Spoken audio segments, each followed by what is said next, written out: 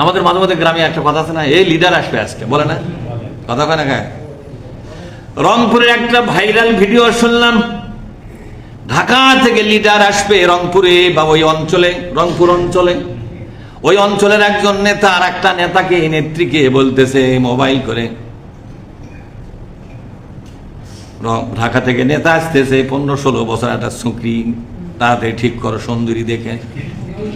নেতার মন জয় করতে পারলে আমাদের মেলা লাভ হবে, মানে অনেক বরাদ্দ পাবে। তাহলে ওই বরাদ্দ দেওয়ার মতো ক্ষমতা আলা নেতা, তাই তো বোঝা যাচ্ছে।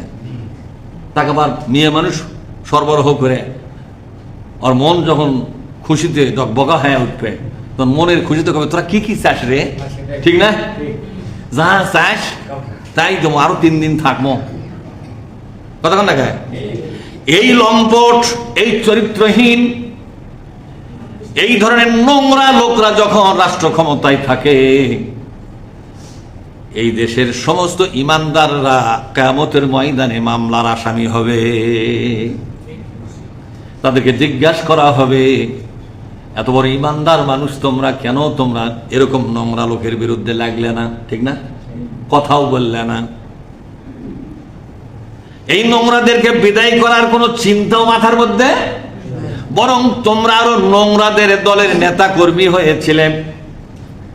ও নামাজি, ও রোজাদার, ও হাজি, ও দাড়ি টুপি আলা, জুব্বা আলা, ও জেকের কারি আলা, ও তাসবিহ তাহলিল করা লোকটা, তোমাকে জিজ্ঞেস করছি, এত বড় নোংরা লোকদের দল তোমাকে কেন করো? যাদের মনোরঞ্জনের জন্য অবিবাহিত মেয়ে দরকার হয়। আমি শুনলাম নিজে, বলছে যে বিবাহিত হলে, না না না বিবাহিত হবে না, অবিবাহিত লাগবে। এটা কিয়ামতের আলামত। যখন কিসের আলামত? হাদিসের মধ্যে পরে দেখলাম একটা হাসিয়া ব্যাখ্যার মধ্যে আছে, এমন একটা সময় তোমাদের সামনে আসবে যখন নেতাদের মনোরঞ্জন করার জন্য, নেতাদের মন খুশি করার জন্য, নেতাদের ঘরে, নেতাদের রুমের ভিতরে নারী সরবরাহ করা হবে, মদ সরবরাহ করা হবে, নানা ধরনের অশ্লীল বাদ্যযন্ত্র, গান বাজনা, নাচ গান সরবরাহ করা হবে। নেতা এগুলো দেখে মাতোয়ারা হয়ে যাবে। তখন এগুলো সরবরাহ যারা করেছে এরা যা চাবে তাই দিয়ে চলে যাবে। তাদের জাতির টাকা নষ্ট হয় হোক, ওগুলো কোনো ধারবে না। ওর মনটা খুশি হলেও উনি নেতা হয়েছে নফস পূজা করার জন্য। নাউজুবিল্লাহ বলো। এরাই হলো আমাদের ইমাম। হাই রে ইমাম। লিডারের আরবি হচ্ছে ইমাম। এই পৃথিবীতে লিডারের আর কোনো আরবি নেই, একটা আরবি, তার নাম কি? ইমাম। মানে ইংরেজিতে বলা হয় কি? জাহাঙ্গীর। লিডার বলা হয়। আমাদের লিডার কে?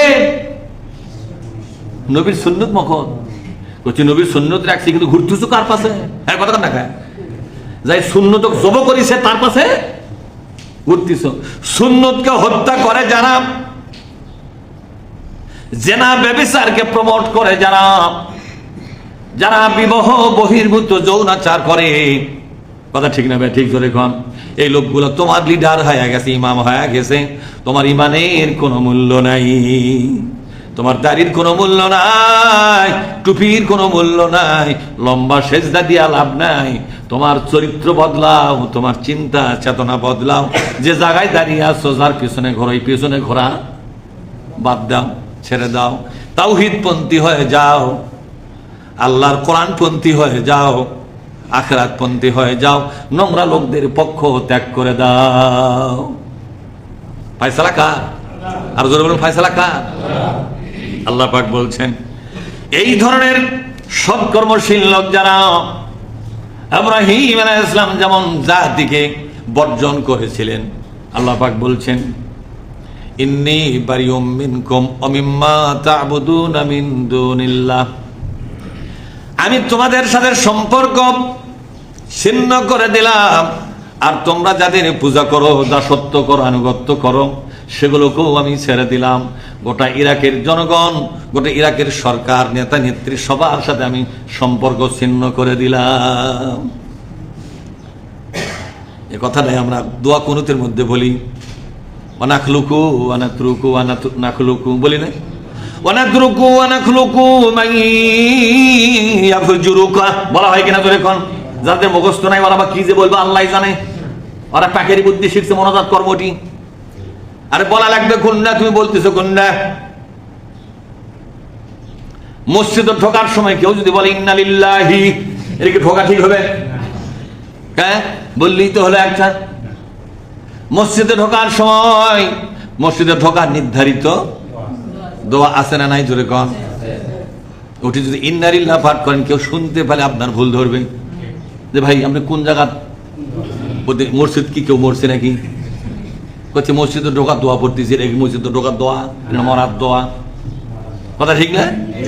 ঠিক তেমনি বেতারের নামাজের সময় তৃতীয় রাকাতে ওঠার পর সূরা কিরাত পড়ার পর আবার হাতটা কাঁধ বরাবর বা কানের লতি বরাবর তুলে আবার হাতটা বেঁধে নিয়ে আল্লাহকে বলতে হয়, আল্লাহ যারা নোংরা না রাজনীতি যারা করে, যাদের চরিত্র ঠিক নাই, ঘুষ খাই, দুর্নীতি করে, যারা নাকি লম্পট দুর্নীতিবাজ, তোমার আইনের কোনো ধার ধারে না, পবিত্রতার ধার ধারে না, তোমার সাথে বেঈমানি করতেছে, প্রতিটি মুহূর্তেই তোমার সঙ্গে যারা বেঈমানি করে, প্রতিটি মুহূর্তেই তোমার কোরআনের আইন যারা অমান্য করে চলে, আমি মুসলমান, আমি তোমার ইমানদার বান্দা, আজ থেকে এই মুহূর্ত থেকে ওই সমস্ত নোংরা লোকদের সাথে আমার সম্পর্ক ছিন্ন করে দিলাম।